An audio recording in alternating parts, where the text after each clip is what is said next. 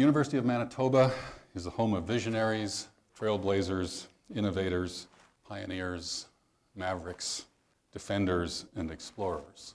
Tonight, we're going to talk together about the theme Apocalypse or Utopia, to share some insights on issues that are affecting our world and how decisions that we make today will shape the future.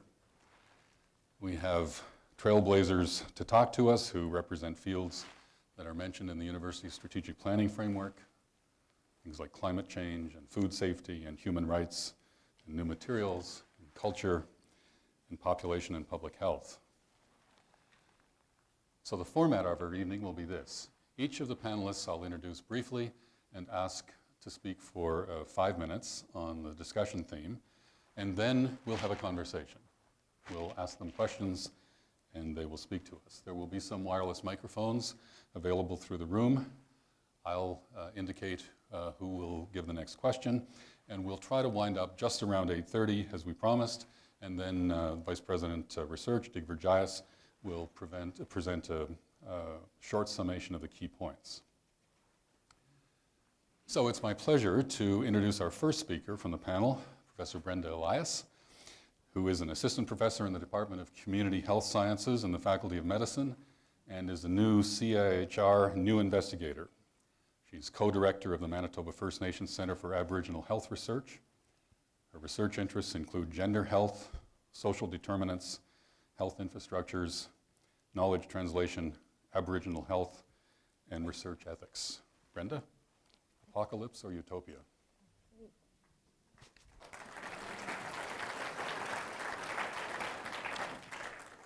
Just going to ask if everyone could hear me. I tend to talk softly. Everything's good? Great. I'm going to read the paper because in medical sciences we tend to point at PowerPoint slides and we don't have the chance to read in the tradition of the social sciences.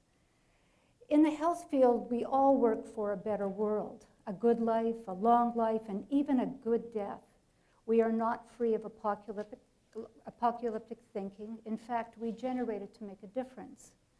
I work in the field of population health, particularly the health of indigenous populations. I work with large and small data sets. I produce data sets, I link data sets, I generate numbers from data sets, and then I fit different ways of thinking around those numbers. Numbers can represent a good story, a bad story, or a story that is unfolding. In the area of health disparity research, we strive to identify populations at risk by investigating patterns in mortality, morbidity, and health and social service delivery. We group and regroup the data using such constructs as age, sex, gender, education, income, geography, and when and where possible, ethnicity and physical environment. Now, this act of generating population or subpopulation statistics to estimate the health and well-being of populations is not new. We have been taming chance for a very long time, and for many of us, we have done so to achieve equality and equity. Now, there is a new horizon for population health. Today, a few of us are working with clinical and genetic researchers to understand health risk by various subpopulation groups. Why the link to genetics? We are now in the age of genomics and personalized medicine. What is genomics? It is the study of a person's genes and the study of interactions between our genes and the environment, also known as epigenetics, which may include what we consume, how we live, what we do, and perhaps where we may live. Personalized medicine is about the customization of healthcare, where decisions and practices are tailored to individual patients where possible. Today, we are much closer to realizing personalized care, where each patient receives the most appropriate drug or vaccine, including the appropriate dosage or combination of drugs, including vaccines, based on that person's genetic makeup. This future is fast approaching as our knowledge of genetics and epigenetics rapidly expands. At the University of Manitoba, I have the great honor and privilege of working with some of the leading Canadian and internationally renowned autoimmune and metabolic specialists who are investigating the gene and environment link in the early onset of disease, in particular population groups. I'm also a member of another team focused on regenerative medicine. This team, led by highly esteemed scientists from our university and abroad, who are seeking to understand fetal alcohol spectrum disorder, also known as FASD, and whether vitamin A can offset the effects. While FASD is clearly caused by an environmental insult, that is alcohol, recent research is supporting a significant genetic contribution to the risk of FASD. As we link molecules to individuals, families, communities, and populations, we must also consider the diverging claims about the utility of genomics to improve population health. There is a claim that genomics can be a forerunner for a brave new world. Indeed, we are pursuing knowledge to inform new tests for detecting disease, risk, and novel treatments to put right known causes of disease. A person's genes, however, may have little or no relevance to causes or remedies for diseases, particularly diseases of social environmental origin. In summary, these are just some of the few issues we must consider in this new age. At the University of Manitoba, we have strategically invested in understanding the health of populations. Through research, we can inform policies to address current and past health injustices by linking molecules to individuals, families, communities, and populations. We can contribute to personalized medicine. At the same time, we have the opportunity through research and capacity building to ensure that we do not create an injustice by doing so. So I leave you with that thought. Thank you.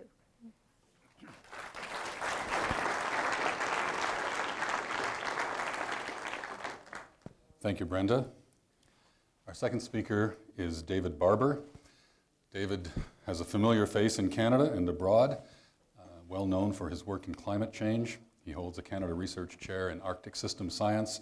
He's director of the Center for Earth Observation Science within the Clayton H. Riddell Faculty of Environment, Earth and Resources. He led the Circumpolar Flaw Lead System study to examine the impact of climate change on Arctic ice in the International Polar Year in 2008. Thanks to David and his team, we know that sea ice is disappearing much faster than was predicted. David. Thank you. Thank you. So I got a request from John Alho when I was on board our icebreaker in the southern Beaufort Sea a few months ago, or a month and a half ago, and he said the president wanted to have a sort of a cocktail party where he'd invite a bunch of people to come and we'd have a conversation and a discussion about things that are affecting the world today as we know it, and they'd like me to come and talk about climate change.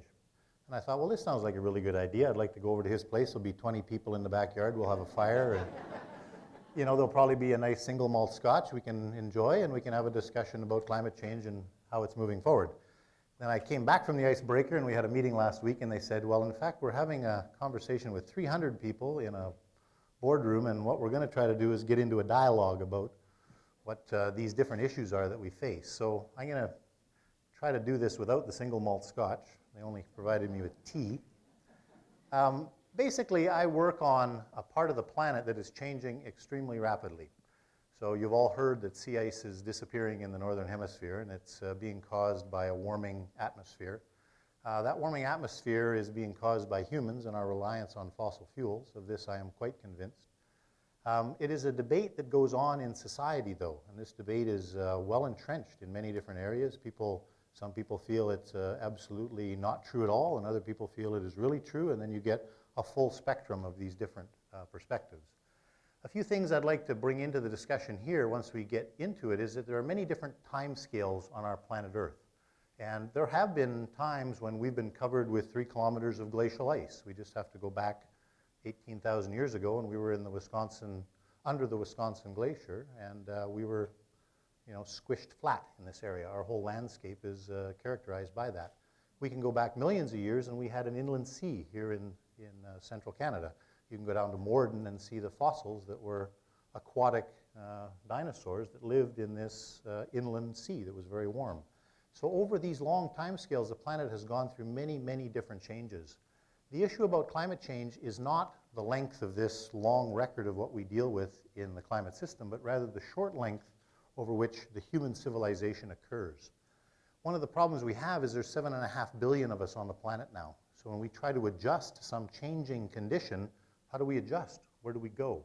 Historically, we used to be able to do that. The nomadic tribes could move from place to place to avoid these kinds of changes in the hydrological cycle, in temperature, and extreme weather.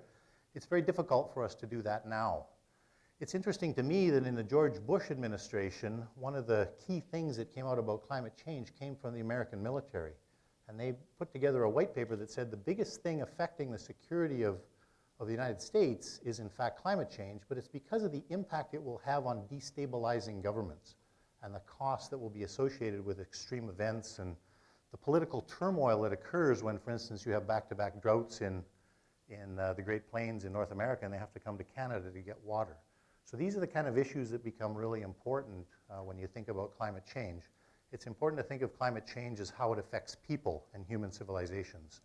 One of the things I take comfort in is the planet doesn't really care. The planet could care less if we change the climate because it has changed before and it will change in the future. All that will happen is that we will affect our own habitat. And that's really the key take-home message for climate change when you think about it from the perspective of what's going on our planet right now. This whole concept is utopia or apocalypse. They're kind of ends of a spectrum, right? So when I think about climate change, I think about how are we going to move forward as a society into the future. And when I do public talks like this, I think about, well, there are many benefits to climate change. I work a lot with Inuit in the north, and they're now seeing a great potential for hydrocarbon development in the Arctic. That's a little bit oxymoron, isn't it? We're going to develop a whole bunch of hydrocarbons which now exist in the Arctic because the sea ice is no longer there, so we can go ahead and build big drill ships and extract these resources and send them south. But from an economic perspective, it's a very important part of the livelihood of people that live in the north. We can also think of things like alternate technologies. I gave a talk one time to the Green Building Council of Manitoba. I think it was the Green Building Council of Canada. And they were ecstatic about this idea that people are interested in alternative technologies because it lends to the economic development that these people are doing. So I think that there's a lot of people out there who are really moving towards this idea. Is that my 4-minute card? Oh, okay. She didn't flash that very, very hard. They're moving very quickly towards this idea that there are some benefits to climate change so long as we adjust our economic wherewithal to deal with those. The apocalyptic side of this thing is really about how we affect our own governments, how we respond to natural disasters, how we respond to the changes that are going on to the climate system that affect our economic abilities. Those are the really apocalyptic kinds of things. And we can't exist as a society with a head in the sand and not do something about this because the changes we make today will have very significant impacts 50, 100, and 150 years from now. Fun chatting with you. I'm done.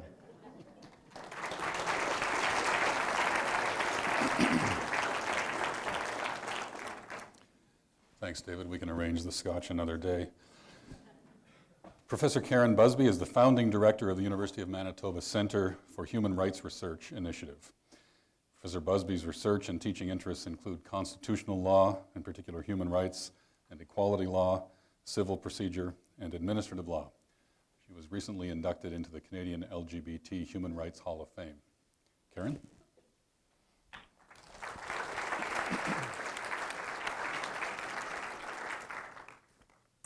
Thanks very much. It's a real pleasure to be here tonight. The topic that I've chosen to speak about is apocalypse or utopia, exercising the right of religious freedom.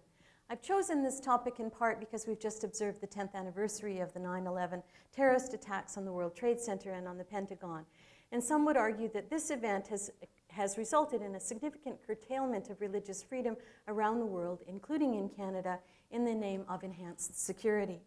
So in my 5 minutes, I want to first of all start with the big picture and survey what's happening with the curtailment of religious freedom around the world. And then I want to look at some specific examples of constrained religious freedom right here in our own country in Canada. And so I'm just going to tell a couple of stories, and then hopefully that will generate some conversation later on. So I want to start, first of all, by telling you about a study that was recently published by the Pew Forum, and it considered whether or not restrictions on religious freedoms and practices around the world were increasing or decreasing. And they used two indicators to try to come to making this determination on whether or not there was a curtailment of religious freedom. The two indicators were whether or not governments were passing restrictive laws and whether or not there was evidence of significant social hostility against religious minorities. And what this study found is that in 23 out of 198 countries in the world, between 2006 and 2009, religious freedom, the constraints on religious freedom significantly increased. So there are very many other interesting findings in this study, and I'll just mention three. In European countries, most notably in France, Britain, Denmark, Sweden, and Russia, social hostility towards religious minorities increased substantially. For example, there was much more physical violence against religious minorities, and there was a lot of property damage and vandalism. In China and in 1/3 of the countries in the Middle East and Africa saw their governments impose significant restrictions on religious minority practices in the same 3-year period. And they also note that more than 1/3 of the world's population live in countries where government's restrictions or social hostility involving religion substantially increased in that 3-year period. On the other hand, not a single country experienced any substantial decrease in restriction on religious freedom during this same time period. So I had a beautiful graph to show you, an interactive graph that showed how on both of the indicators there were significant increases in many countries, and you can see that there is no place really where there is a decrease in restriction on religious freedom in the period of 2006 to 2009. So I thought that was a good way to kind of capture what's going on around the world. Now let's turn to the Canadian situation. According to the Pew Forum report, people living in Canada enjoy, relatively speaking, little government interference with religious freedom and little social hostility. But even in Canada, on both of these scales, on government interference and on social hostility towards religious minorities, there were increases from 2006 to 2009. Now, unlike some of the other countries, there were substantial increases, but there were increases nonetheless. Now, as many of us like to brag, as Canadians, we have a long history of tolerance and accommodation of religious difference, particularly between Protestants and Catholic Christians. Protections for minority Protestants and Catholics have been included in Canadian constitutional documents since 1760. But Canada's history of protecting other religious minorities is uneven. Some groups, notably Doukhobors and Mennonites and Hutterites and Sikhs, were prohibited entry into country at different times in the early 1900s, as were some European Jews during World War II. And of course, Canadian governments actively suppressed First Nations spiritual practices for much of the 19th and 20th century. What I want to do with the remainder of my time is to talk about the interference with religious freedom in Canada in the last few years, in particular by lawmakers. So I'm just going to reference a few of the religious rights cases that have been before courts or that politicians have decided in the last few years, and then I want to talk about one issue, and that is providing services to niqab-wearing women in a little bit more detail. So what are some of the religious rights issues that have arisen in Canada in the last few years? First of all, there are numerous conflicts between Christian service providers and employers who have strong religious convictions and whether or not they'll provide services to LGBTQ communities. For example, a question that's arisen in one case is, can a bed and breakfast business run by Christians refuse to serve a gay and lesbian couple? So that's one. Another one is there's currently a case before BC courts about polygamy, and essentially it challenges the polygamy practices of a breakaway Mormon sect. So that's another one. And the third one is the Alberta's government refusal to permit Hutterites an exemption from driving license of photo identification requirements. And that law was recently upheld by the Supreme Court of Canada. Finally, I just want to mention Bill 94 in Quebec. In March 2010, Quebec introduced a bill that, once enacted, will prohibit niqab-wearing women from receiving any government services. So what this means, and a niqab, of course, is a garment that covers a woman's face. So this means they won't be able to ride on public transportation, get public health care, go to schools, interact with public officials. They won't even be able to pick up their own kids from daycare or talk to their kids' teachers unless they first remove the veil. Now, what's shocking about this bill is it enjoys widespread support in Quebec. 93% of people in Quebec polled said that they support the passage of this bill, and the support for the bill is high in the rest of the country. But there's something that's confounding about this, because in an opinion poll that University of Manitoba commissioned last year, together with the Trudeau Foundation, we found that 92% of Canadians believe that all Canadians should have the right to the ability to practice their religion in a way that's protected by the government. So I don't know how we can really marry these two, where you have over 90% of Canadians supporting a bill that prohibits niqab-wearing women from participating in public life in any way, and yet we have 92% of Canadians believing that all Canadians should have a protected right to practice religious freedom. So I just want to leave it with you. Why is it that so many Canadians support a bill that would significantly constrain religious freedom in this country? Canadians see, I think, the wearing of the niqab is something that's fundamentally contrary to Canadian beliefs, but at the same time, it's also something that some religious women believe is a religious obligation. So I leave that question on the table for discussion later. Thank you.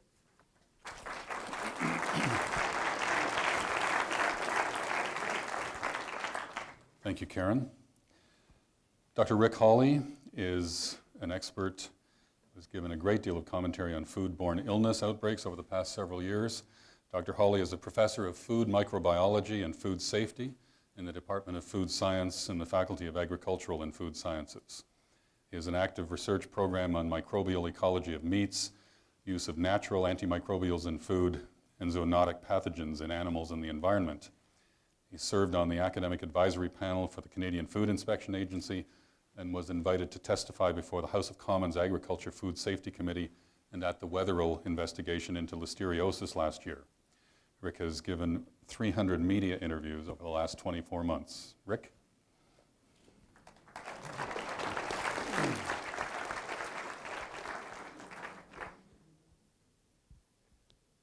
I'll come over here because that's what everybody else did. I won't promise I'll stay here. The topic that I'd like to introduce this evening, of course, is related to food safety and the performance of the Canadian food safety system. When you take a look at criteria that are used internationally to evaluate the performance of food safety systems, and these are largely put forth by economists, they involve things like infrastructure. Canada's not very bad in terms of infrastructure. We have regulatory organizations and agencies that protect us from contaminated food. We have technology, the systems, the equipment that's in place in our food processing plants in Canada is second to none in the world. We have a system that generates regulations that are based on an even playing field, and they're competently applied by the regulatory agencies. The system that we use to bring new regulations into place in Canada is transparent and prevents abuse of the system, abuse of the systems that occur in many other developing countries don't necessarily occur in Canada. So on the basis of those four criteria, Canada ranks very favorably internationally in terms of how the food safety system is regarded by other countries. It's comforting to hear that Canada, the food in Canada is 99% safe. 99.9% safe, pardon me, 99.9% safe. If you take a look at the data, what you see is that the burden of foodborne illness to Canadian society is around $13 billion a year. What does that mean? Diabetes costs Canadian population about $15.6 billion a year. Somewhere between 11 and 13 million people will get ill each year, according to Public Health Agency of Canada statistics, from contaminated food, accidentally contaminated food. 11 to 13 million people. What does that mean? Well, it means that you and I can expect to suffer about a foodborne illness once every 3 years. once every 3 years. Now, if you've got a 9-year-old child or a 9-year-old grandchild, he or she can expect to experience an event associated with contaminated food 3 times by age 9.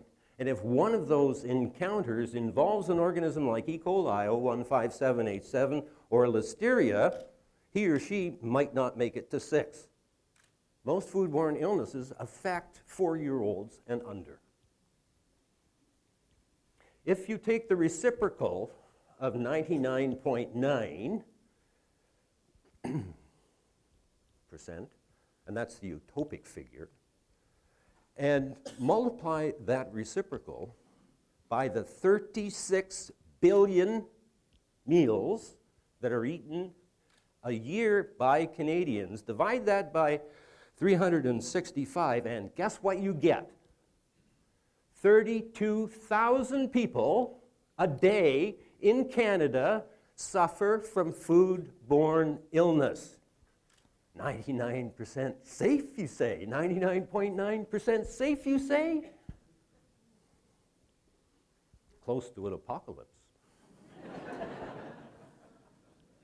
Well, what's wrong with the food safety system in Canada?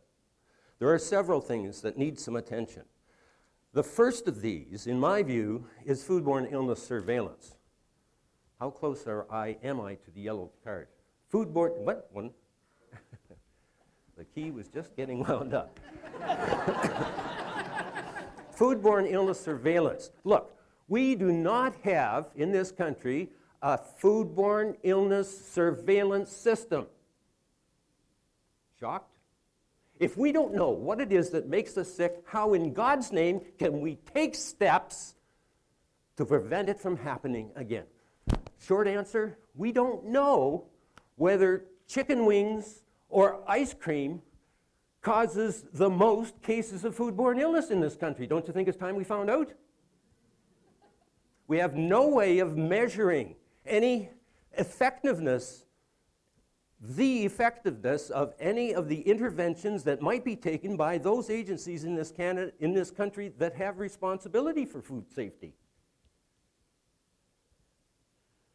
We are preoccupied with evaluating whether or not we're doing things right. We're not asking the question, are we doing the right things to prevent foodborne illness? The public health group, those that are responsible for public health, and food regulatory agencies in Canada don't work well together. They don't play well in the sandbox together. They're like this, and they need to work together. We've got food inspection. We've got 2 tiers of inspection regulations, and we have 3 levels of government that are enforcing them. Guess what happens? It doesn't always work all that well. Well, that doesn't bother me too terribly much because you can't inspect safety into food anyway. You have to build it in by examining the operation of the food safety system and making it work. I'm done? I'm done. Thank you very much.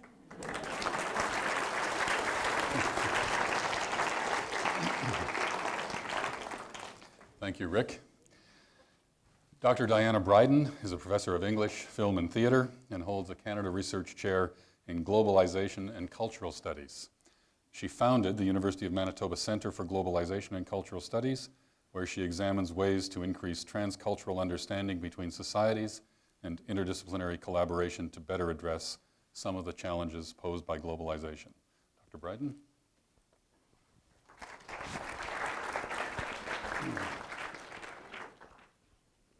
Hi, my topic is culture and creativity. And I think it follows on nicely from the previous talk because the one question I'm asking is, how do we learn to work together more effectively? Conversation is at the heart of how we learn in our classrooms and increasingly through social networks online. It's a good medium for learning to negotiate values and priorities in global times.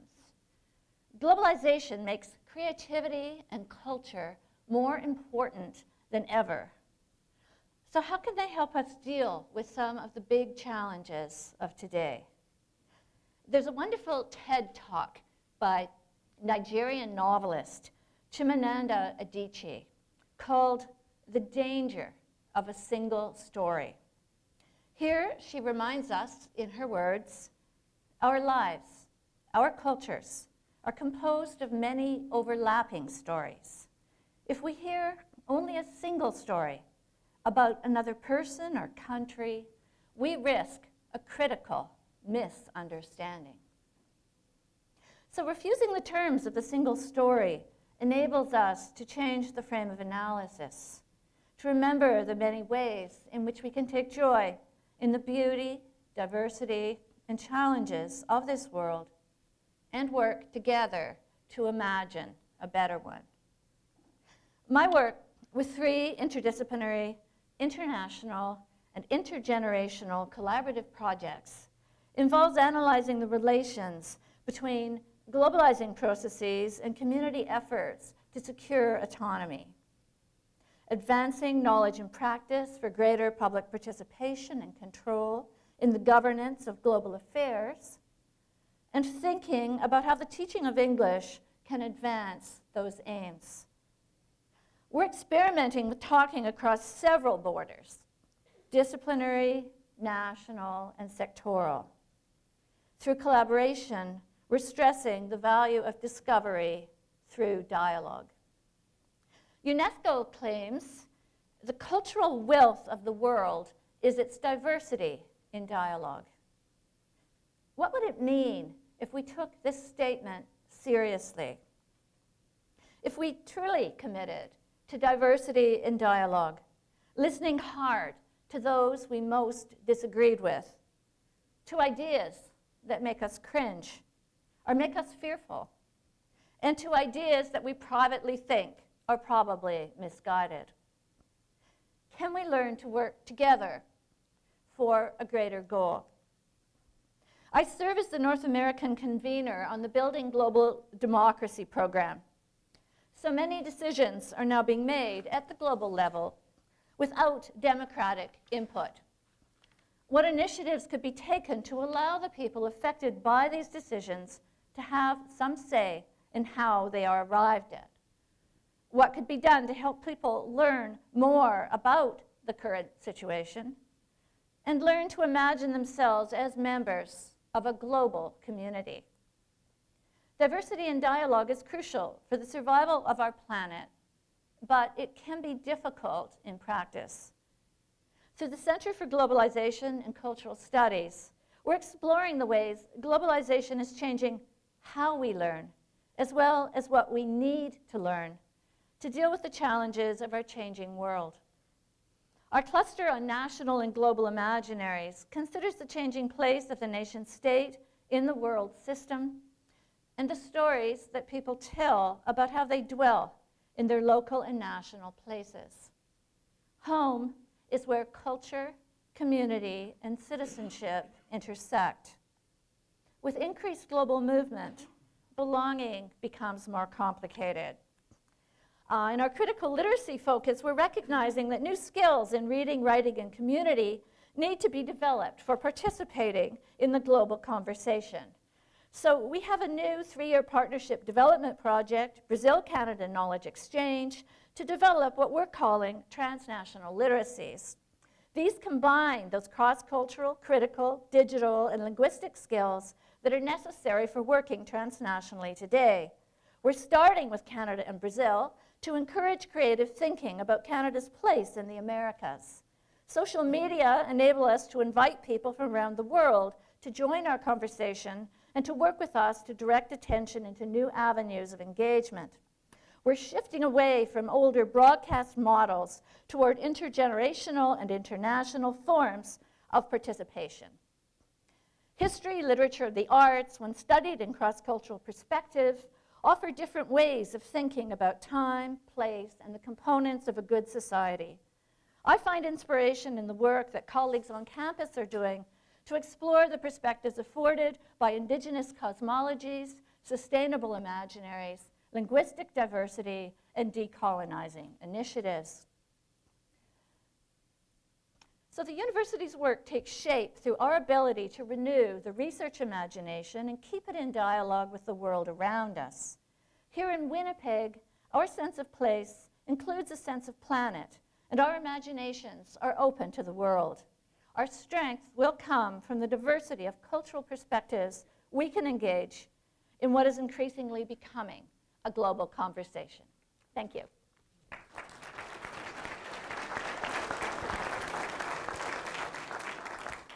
Thank you, Diana.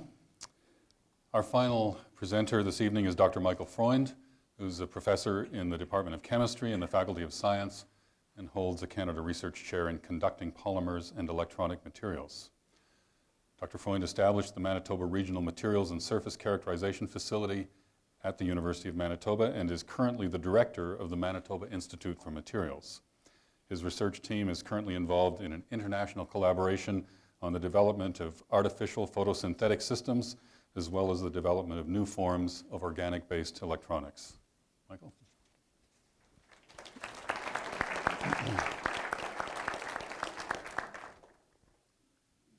Thank you very much. I really appreciate the opportunity to participate in today's event, and I'm looking forward to the discussions that will follow. As David mentioned, I'm a professor of chemistry. I'm also an adjunct professor in electrical and computer engineering. My research is involved in the broad area of materials and technology. Just like my colleagues, I'm involved in teaching as well as outreach and research. Research is a major emphasis in my case. The research ranges from the fundamental, where we're asking questions about why systems behave the way they do, all the way to the applied, where we're interested in manipulating those systems or designing those systems to do something beneficial and important. And I think those are two important words tonight because that's really what makes the connection between scientists and engineers and the areas that we've heard about today. So I'm a chemist. I'm interested in reactions, molecules, and molecular properties, as well as materials, which are just ensembles of molecules and various elements. I'm also an electrochemist, so I'm interested in how electrons participate in these reactions. These reactions, which are called electrochemical reactions, are of prime importance because they're all around us. Some examples are respiration, for example, where we consume a high-energy molecule like glucose, we process it into a low-energy molecule like carbon dioxide, and in the process, remove the electrons, and those electrons do work. The reverse is the case in photosynthesis, of course, where plants take light energy and convert that into chemical energy by converting CO2 back into sugars and starches and such. Another important example of electrochemical reactions, of course, are batteries. And I'm sure everybody has at least one or two batteries on them if you have a watch or a cell phone. So they're very important technologically. Basically, a battery, the way it operates is you have two reactions, one that gives up electrons, one that absorbs electrons. In the process, it forces a current through a device to run it. So basically, it's all about the flow of energy in our research area. And as you can imagine, all these systems I've described are very complex, and so they involve collaborative, interdisciplinary research. And so a lot of the research efforts involved in my group and my collaborators involve people ranging from basic chemistry, like myself, all the way into engineering. Now, I don't have time to really go into the details of many of the projects that I'm involved in, but I'll just mention them briefly, and they can come up for discussion later in the evening or after tonight if you're interested. One area is artificial olfaction. So olfaction is a scientific term for our sense of smell. Basically, we're collaborating with researchers in biosystem engineering, including Dig Vergias, who will be talking tonight, as well as in electrical engineering to try to create an interface between devices and the environment that will allow them to sense. And you might think that this is a slightly bizarre thing to do, but when you think about it, your smartphone has almost every other level of interaction. It has sight, it can pick up sounds, it interacts through touch. The one thing that remains is an interaction with the environment that can detect the environment around it in terms of the chemicals. Another area is polymer-based electronics, in particular electronic memory. Everybody has flash drives, right? And remember, a few years ago, there were megabytes, those USB drives. Now they're gigabytes, and the capacity keeps increasing. Well, these are based on silicon-based technology that's reaching its limits in terms of performance. So we're collaborating again with electrical engineers to try to come up with new materials, in this case polymers, and new design strategies that may get around some of these limitations. And then the final area, is, as David mentioned, is artificial photosynthetic systems. This is a new area of research that involves, again, collaborations with electrical engineers here at the University of Manitoba and other chemists, as well as other researchers at Caltech, MIT, and international groups. We're all focusing on different aspects of an artificial photosynthetic system because they're fairly complex, trying to design something that would actually be practical in creating solar fuels. So getting back to tonight's topic, I think it's pretty clear that everything we've heard tonight is connected in some way: population growth, food, climate change, energy, human rights. I would suggest that technology plays a positive and negative feedback role in all of these areas, and that it's really up to us to really think about these interactions and what the balances are and how technology will really impact all of these areas as we move forward. So I'll pass it back to David, and thank you for your attention.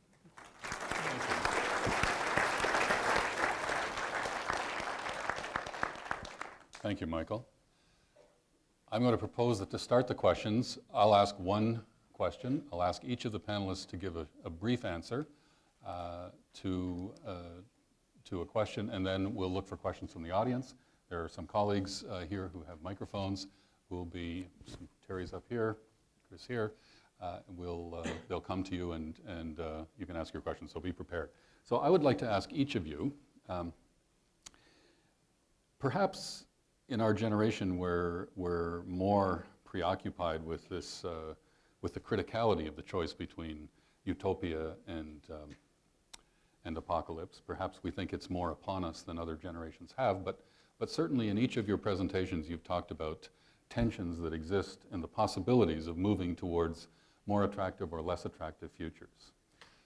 So if I could ask each of you to give just a brief answer, what is one thing from your own area of expertise that you would suggest could be done to tip the balance of probability more towards utopia and less towards apocalypse? And I'll start arbitrarily here with Rick and go clockwise. Well, can I stand? I think you have to. One of the things that I find extremely frustrating is listening to news reports of outbreaks that involve contaminated produce, things like fruits and vegetables. And over the last 10 years, what we've seen is an incredible increase in the frequency with which these things occur. Why? We don't do a good job of separating animal and plant agriculture.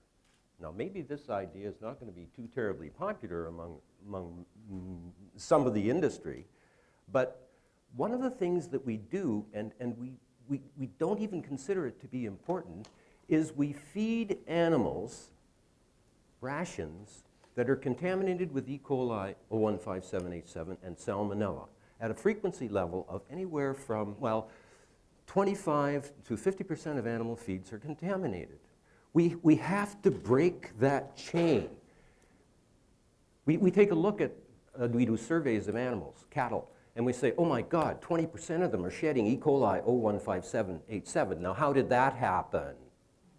Then we take a look at the feed, and we see that much of that is contaminated. This is a very, very controversial issue.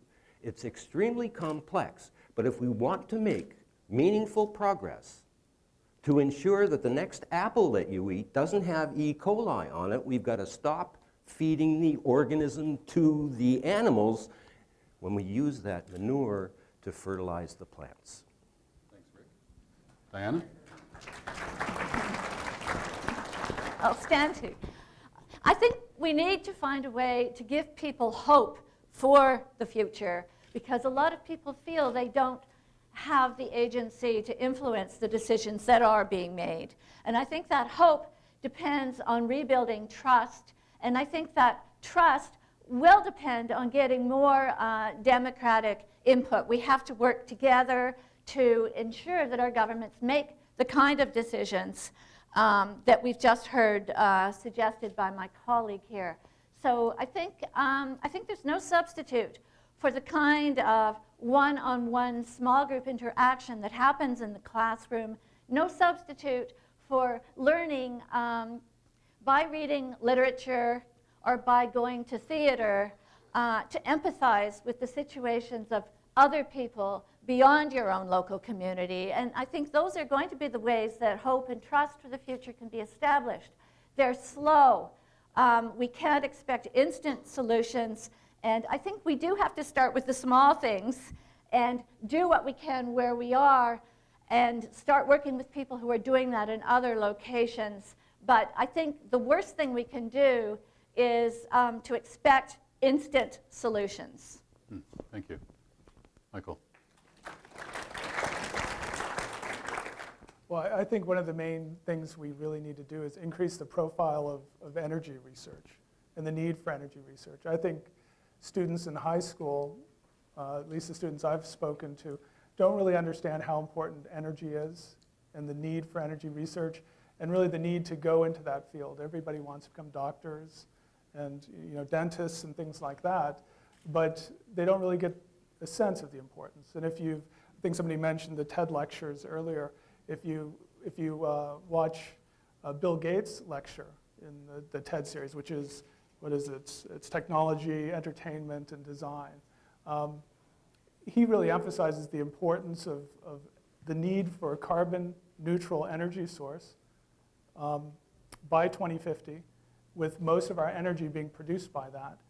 And our energy needs are going to double by 2050 as well. So it's a huge issue. And I think we could do a lot to address that by increasing the level of education and energy, as well as the emphasis in R&D. So. Thank you. Brenda. I love it when you give me the opportunity to talk about a wish list. Okay. We have this great capacity to analyze data in Manitoba. It's tremendous. We are the center of the universe in some regards. We can break out data in a variety of ways for health authorities, for different areas of this province, but we have struggled historically to show the health status of the most disadvantaged populations and to always make that transparent in as close as real time as we can to bring about change. We need evidence to make change. We need evidence to remind people to make the change. And we want to be able to link and put the environment with it and all these other different types of databases to pull together. We have that capacity through technology and all the materials that everyone is designing for this new world that we're in. But to be able to do that and to be able to reflect on that with the populations that have been impacted historically, such as the Indigenous population here in Manitoba, or it could be a population that comes from another country because of the challenges they face, and they come en masse here, to be able to work with them to break out data to try to address these issues, but at the same time to ensure that when we do that, we do not create labels of saying that this particular group of population is at risk for this disease when it's not a characteristic of their ethnicity. It's challenges and it's happenstance or it's social inequality. We need that type of information and we need the latitude to do it, but at the same time with all those protections in place, as well as with the participation of those populations as full partners. And to be able to do that on a day-to-day basis would be absolutely tremendous. Thank you. David. I probably would have talked about the energy thing the same as you did, Michael, because it's a really big issue in climate change. Climate change is really about our energy policy that we have globally. One of the things that I find interesting is if you look back about 200 years ago, our policy about sewage was very similar to what it is with energy today. We just put our sewage wherever we wanted to. It didn't matter. There was no need to contain it, no need to do anything with it. It just ran freely in the streets. And then people kind of tweaked to the idea that, well, maybe that's not such a great idea to just let our sewage go all over the place because it's contaminating our food source, it's creating all kinds of problems for us. And so we decided, well, we're going to regulate it. We're going to actually put a cost on the sewage so that we can regulate it, and we're going to deal with these kind of issues this way. Well, I often argue that our energy policy is very similar. We have this carbon pollution that we put into the atmosphere, but there's no cost for it. It's a common, right? The atmosphere is common to everybody. Well, no cost. We just put it up into the atmosphere and let it go. And so, in fact, we're putting the cost of the development of that energy onto future generations, which is very similar to what we did with sewage 200 years ago. So we're still playing this catch-up game with this sort of energy-related policy. The other thing I like to talk about is that about 100 years ago, so we skip ahead 100 years ago, Marconi was doing dit across the Atlantic, developing, the telex and telecommunications. And Ford was developing the internal combustion engine. Well, the internal combustion engine is still doing just about what it was doing 100 years ago, but this is now Marconi. It does everything. It's going to smell pretty soon, right? You're going to be able to use it to sense the thing. And, that's getting to Star Trek era, right? It's a tricorder on Star Trek is basically what you're talking about.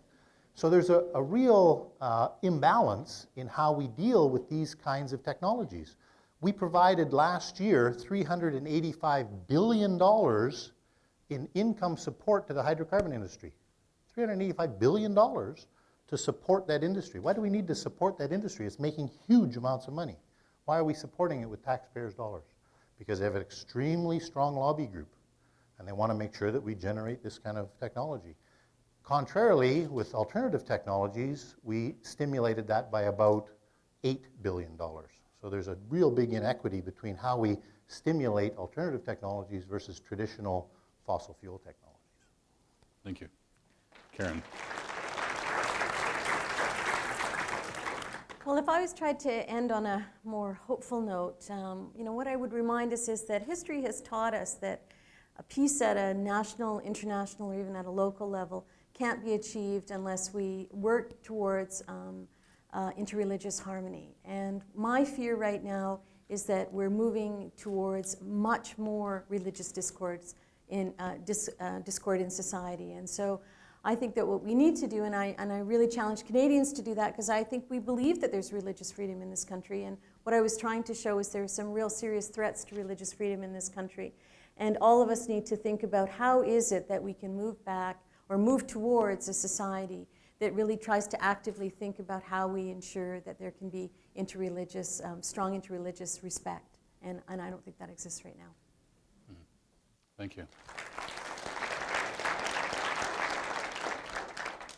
So, friends, I invite questions from the audience. If you would like to ask a question to any or all of the panelists, please indicate that by raising your hand, and one of our roving microphones will find you.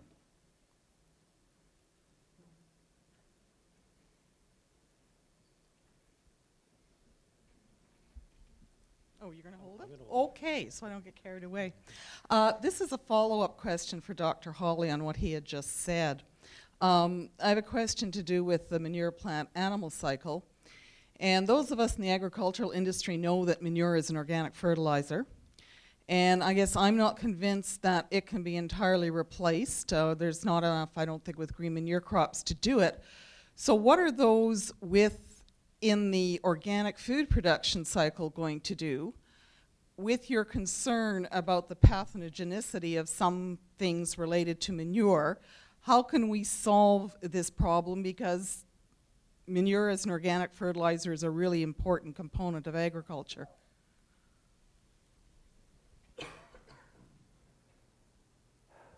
One of the things that I always find frustrating in the classroom is being misunderstood. It would never cross my mind that the use of manure as a fertilizer should be prohibited. No, no, no, no, no, no, no. We have to continue to use fertilizer as a renewable and sustainable, as part of a renewable and sustainable agricultural system. But what we don't have to do is use contaminated manure. Let's get the salmonella and the E. coli out. We know how to compost. Problem is, we've just got too much to put in a pile. Once we go to the front of any system. We become preventive rather than react. The whole food safety system in Canada is reactive. Let's get up to the front and say Okay, we've got this on-farm HACCP program, Hazard Analysis Critical Control Point Program, that's supposed to be preventative, but it doesn't have any critical control points like pasteurization. There's no way that you can operate such an on-farm food safety system and have it generate any food safety. If you had programs in place to prevent that manure from being contaminated via decontaminating the feed using something like formaldehyde, which is internationally recognized as effective, to prevent the animals themselves from being contaminated, you could use the manure ad libitum on anything you wanted and still not have a negative effect on food safety. That's the point I'm trying to make, ladies and gentlemen.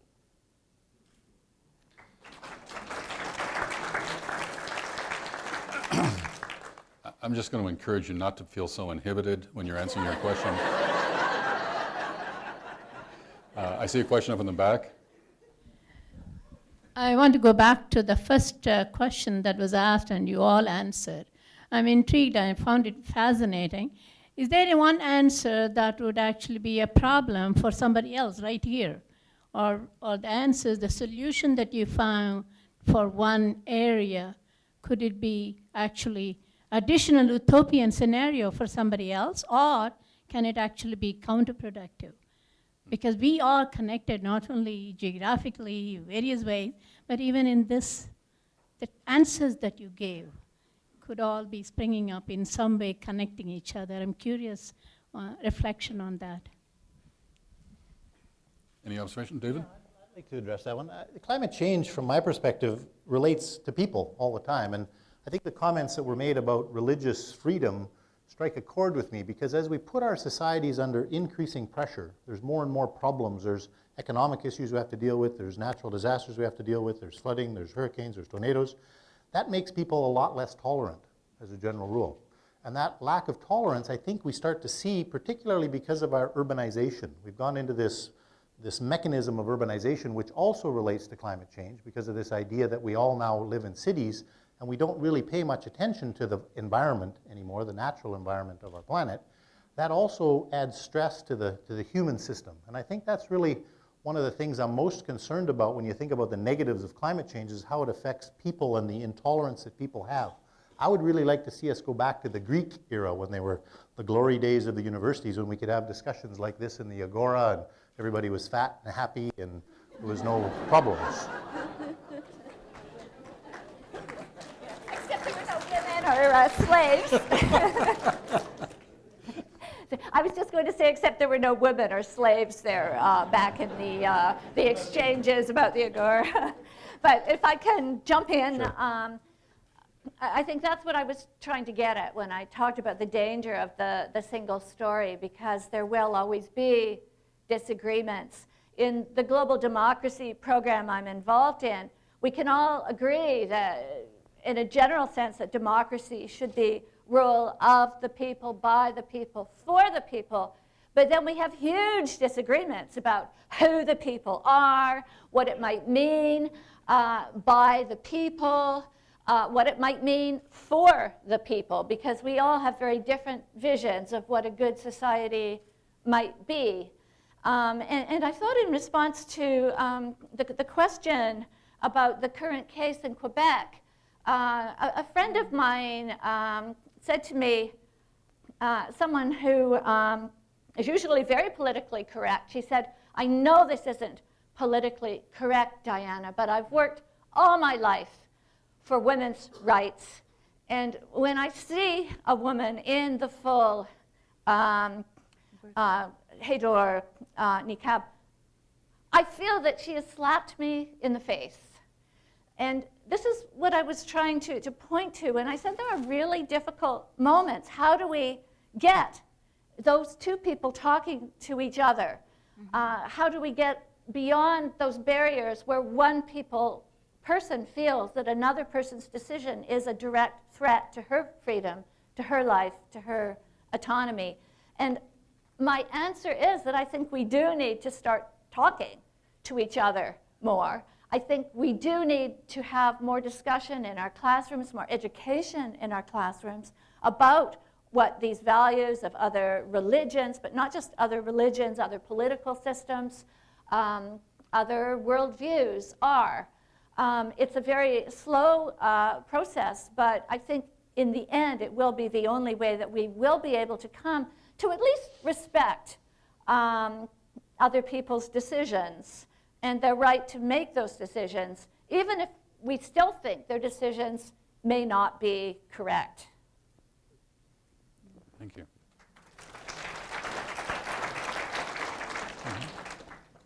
Question here? Clive? Yeah, I'd like to ask or suggest something that might not be very popular. It has to do with growth. If I listen to these different presentations, most of them in some way have their problems related to the fact that we have grown so much: population, economy, carbon production, exhaustion of oil, lack of food, threatening population migrations. And yet we adore growth. You know, we are happy that we have more students. The city is happy that Winnipeg is finally growing. Our economy sputters if we don't have growth, and it practically collapses if we have zero growth. And therefore, would it not be a reasonable goal to strive for prosperity in the presence of zero or negative growth? Or maybe as a visionary idea for the university, should we establish a chair in the Faculty of Management on exactly that topic?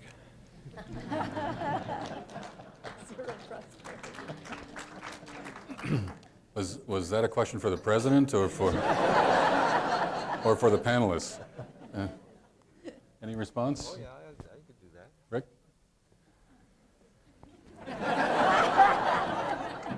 He probably could do a better job, but give me a chance. With all due respect, I think that's a very narrow view of the world. Yeah, and I realize that the burden of population has on Mother Earth has largely created many of these problems, just as you've said. Howsoever, if we were to think outside of the box for a moment in terms of the overall development of humankind, would it not be reasonable to expect that at some point in time in the future, with the technology, the space technology that we have today, and the development that we could see in the future, that man might just not be restricted to living his life on Earth? And that's a way out, in my view.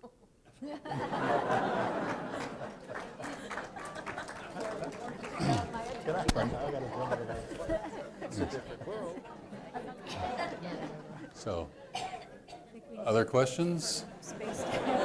Down there?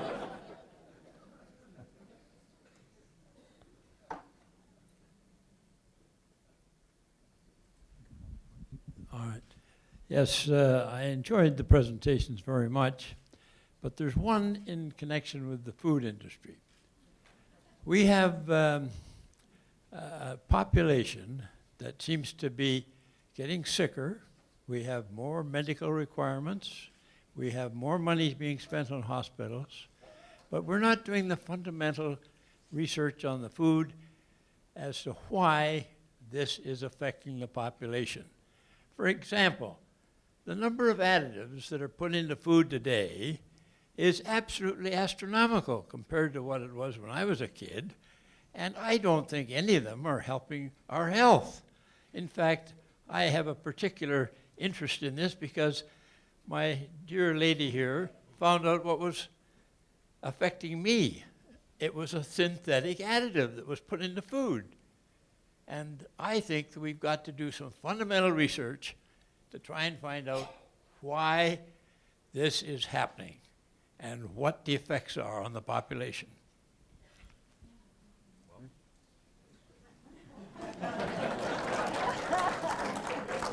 Apologies to my colleagues, but it does seem that it's food related. I appreciate your concern, sir. And all I can say is that I have a very active research program looking for money on natural antimicrobials.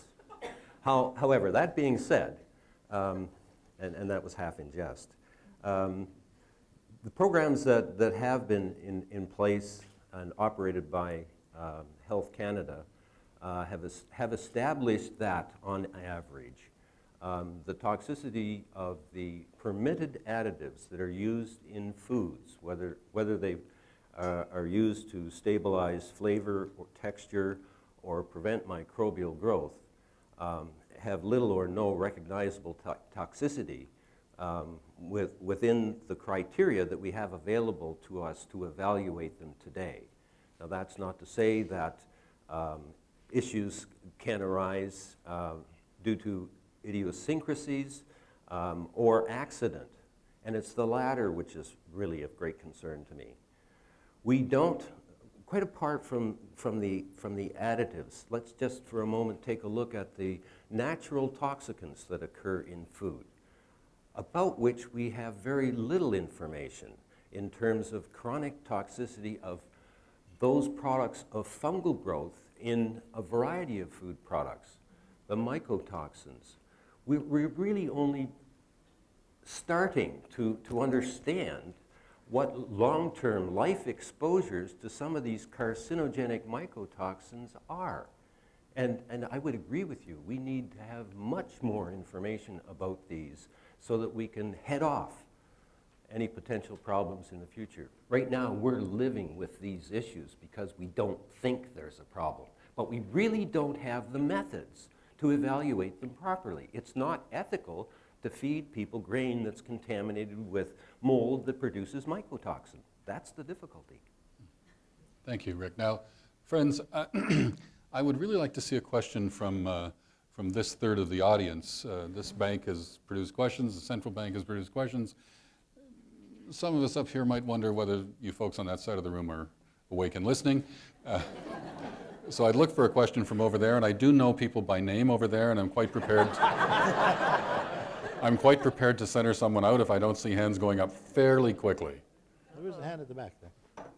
There's one. It's a short Thank you. hand. But it's a hand. Okay. I had a question about the question of religious accommodation, and my thought was I was just wondering about the conflict, I guess, between Canadians' thoughts that they do support the right of people or of individuals to be able to practice their faith as they see fit, with the other idea that certain citizens, I guess, are not comfortable with certain practices that religious communities engage in. So I'm just wondering whether or not we can, to what extent we can identify the limits of accommodation. Okay, that's actually I'm going to sit. That's actually really interesting in the context of this particular problem, because what the Quebec bill specifically says is there's no duty to accommodate. And for those who don't know what duty to accommodate is, it says basically if you have somebody who has a particular need, you have a duty to accommodate that particular need. And it's really easy in the situation of a niqab-wearing woman, for the most part, to accommodate what she needs, because niqab-wearing women will remove their veil for other women. So, you know, if they need to get a driver's license, they need to interact with a doctor, they need to interact with a daycare worker or something, you know, they need to go through security at an airport, they can interact with a woman and show their face to a woman. So for the most part, accommodation is very easy to achieve. What's interesting about the Quebec bill is it specifically says there is no duty to accommodate niqab-wearing women. And they say that the reason for the bill is to promote gender equality. And my somewhat glib answer, but there's truth in it, is you don't promote gender equality by asking women to take their clothes off. And that's what's happening in this case. So you do have you know, a fundamental, in this situation, what you have is a fundamental clash of values, because most Canadians, for whatever reason, find the niqab scary. And what I have to ask is, why do you find it scary? Learn something about it, and you know, and move away from that place of fear. But that is what is at the heart here, is we see it as an interference with gender equality, and we need to interrogate that. Thanks, Karen.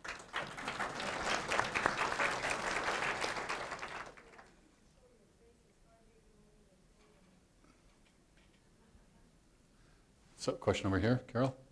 I have a follow-up for Karen.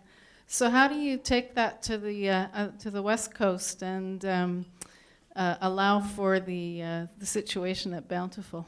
Yeah, okay, so the question that Carol's presenting is what happens at Bountiful, and of course that's one situation I just very briefly alluded to, and that is a religious claim to the right to enter into polygamous marriages. And you know, it's a tricky situation because again, that's not about duty to accommodate, which the CAB situation is about. That's actually about a fundamental clash in cultural values, and those are the hardest ones to deal with in a religious freedom case. But in my answer to that would be that if people believe that that is a fundamental religious obligation that they enter into polygamous marriages, and people in this particular sect do hold that as a sincere belief, and it's very difficult to question the sincerity of a belief. That's what they say they believe they need to do. If they want to be in a special place in heaven, then they need to engage in these kinds of marriages. I think society has an interest in ensuring that girls don't enter into those marriages. I think society has an interest in ensuring that people, all women and men as well, enter into those marriages willingly. But what you will find is that the women in Bountiful, for the most part, are unwilling to come forward and say that they've been coerced into those marriages. And there's very interesting research being done now by Angela Campbell, where she's interviewing women who've been long-term in polygamous marriages, and overwhelmingly they say that they're happy in those marriages. So again, it's something that most Canadians abhor. We think it's a terrible thing for women to be involved in polygamous marriages. We know from research done around the world that women in polygamous marriages are significantly socially disadvantaged by virtue of being in those marriages.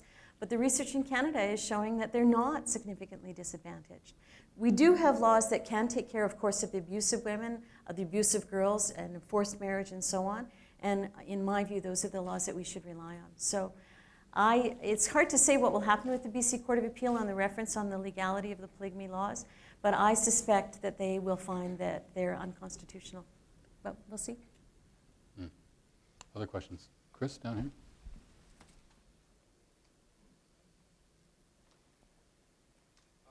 To ask a question of Dr. Barber. We seem to live in a variety of different cultures in the world, and they're defined by different criteria. So we can say we live in ethnic cultures, or we live in food cultures, or health cultures, or academic cultures. And we always seem to want to be politically correct. And we always want to seem to be highly specialized within our own culture.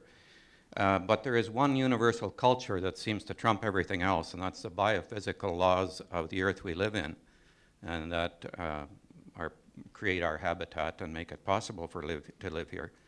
We've found now that there have been numerous climate studies that have increasingly become more accurate, and that have increasingly warned us that climate change is going to become more and more disastrous. And so we've had, you know, the tornadoes in the USA on April 18th and following killed about 500 people.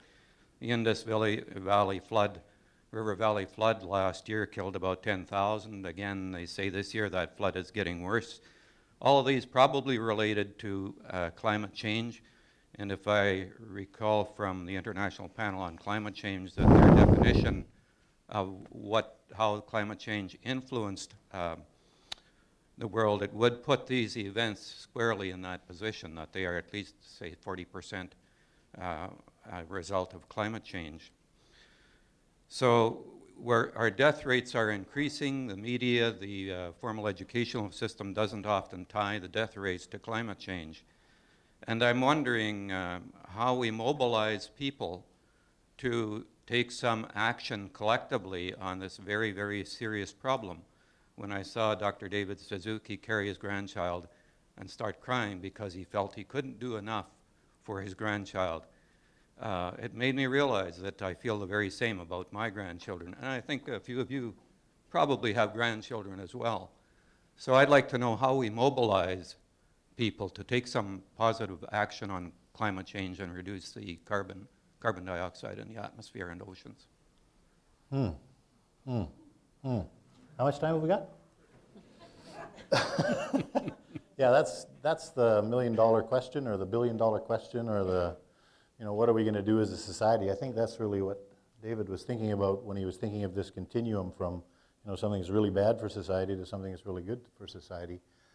My my thoughts on this thing are that the physical system itself is something that we can handle. We can understand how the physical system works. The Earth's climate system is extremely complicated, as everybody knows, but we're getting a pretty good understanding of how it works. And we get better as we go forward. So I tell people that this crystal ball that we use to project into the future, 30 years ago that crystal ball didn't work so good. 10 years ago it worked better. Now it works better. It's getting better as we go into the future.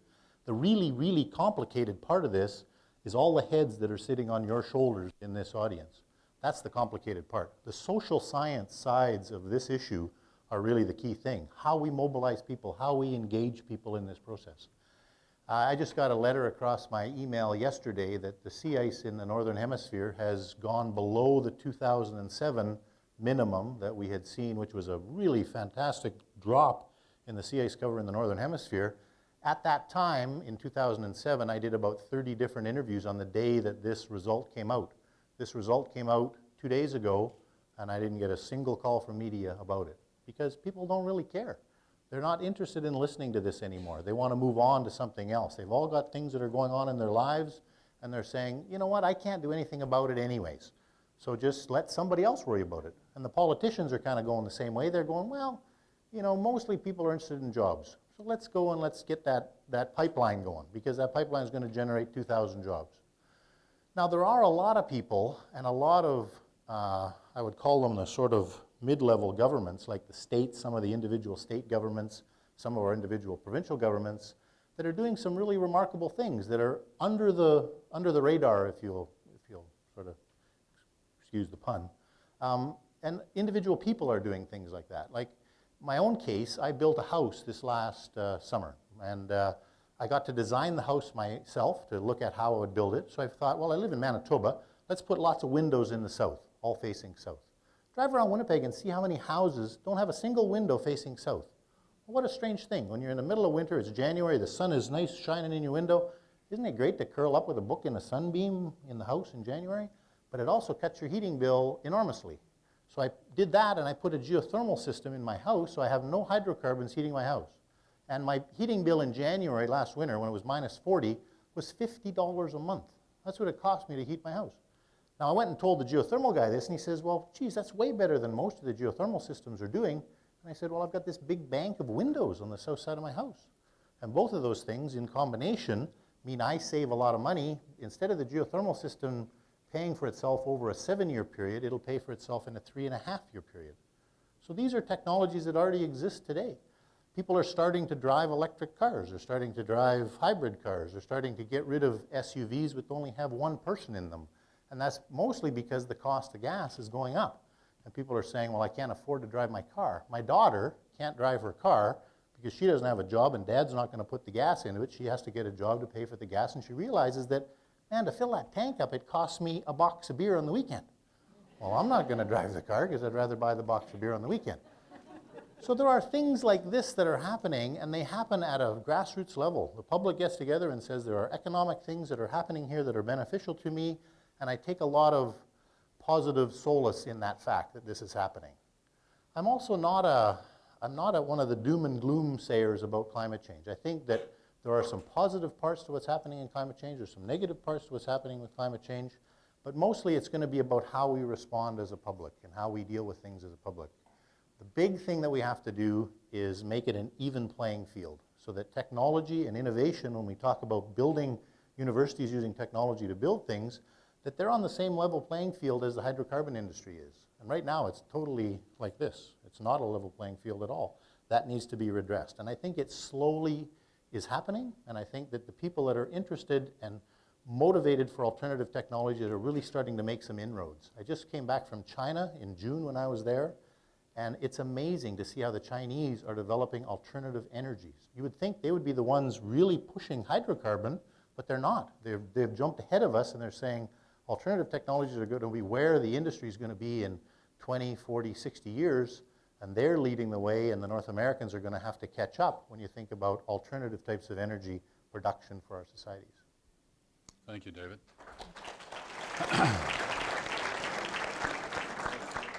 Yeah.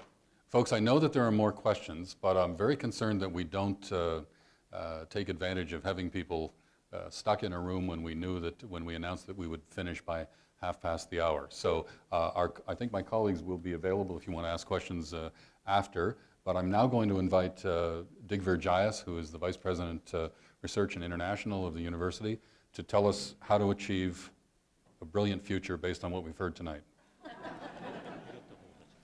All right. That's a tall order, David. I don't think I can probably do that. But first of all, I want to thank you all for coming out tonight. And I'm certainly thrilled to so many of you here. And I can assure you, being a researcher myself, researchers don't get too many opportunities to speak such a diverse and distinguished gathering. So on behalf of everybody here, I want to thank you all for coming out. But the approach I took a lot of notes, so I was working on your behalf. So the approach I'm going to take is at least give you the snippets or the single thoughts which I captured from each of the presentations. From Brenda, Elias, what I captured was, and I hope I'm going to capturing it right, and keeping in mind for an agricultural engineer, there was no engineer speaking there, so I'm so far removed from every of the fields. What she was talking about was the technology is moving ahead, particularly in the area of genomics, proteomics, bioinformatics, epigenetics. So the day of personalized medicine from a technology point of view is there, but we have not understood yet the social, environmental, the other factors which affect our upbringing, and all those factors have to be then integrated with the technology to come up with a positive changes which are needed in the society. Dave Barber, at least the way I could summarize, is what basically he was referring to was, when you look at things on the time scale, the climate change is not affected what we do today does not affect the climate tomorrow, but what we do today is going to affect our climate 100 years from now. So we have to make changes now to have the better future for our grandkids, great-great-grandkids, and many, many future generations. Dr. Holley, I think, certainly was suggesting that our food safety system is reactive rather than being proactive.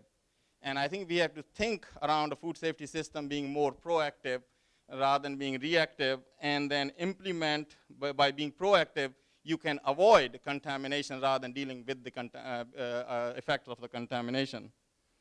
Karen certainly highlighted the issues of, even though Canadian society is a multicultural society, very tolerant society, but even in a country like Canada, we are slowly increasing, or at least there is evidence of slight increase in the religious interference and social hostility. Whereas in many other countries, it's quite significant. So I think as a society, we need to take those into consideration and probably come up with a more duty to accommodate and understand other religions.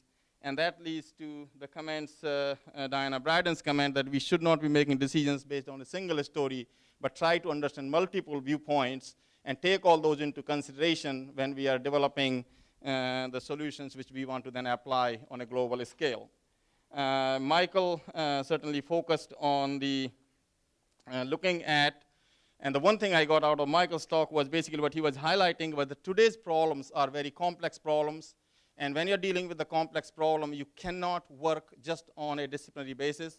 So the need for multidisciplinary collaborations, working with multiple disciplines is critical, and his emphasis was that what research then leads to the useful and beneficial products for the society. In closing, I would say is, although Dr. Holley's suggestion was that we all men could live in the space, but I certainly would encourage you to not line up to buy one-way ticket to space. So thank you very much.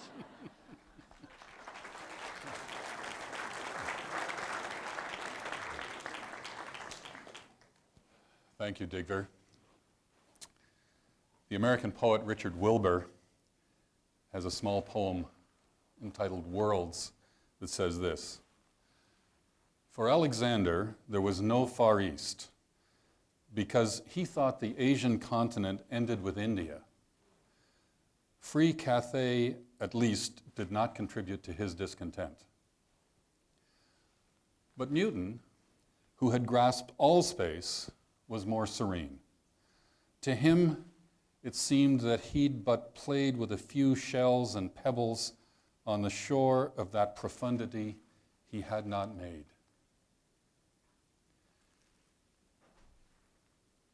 Alexander saw a small world, Newton saw a big world.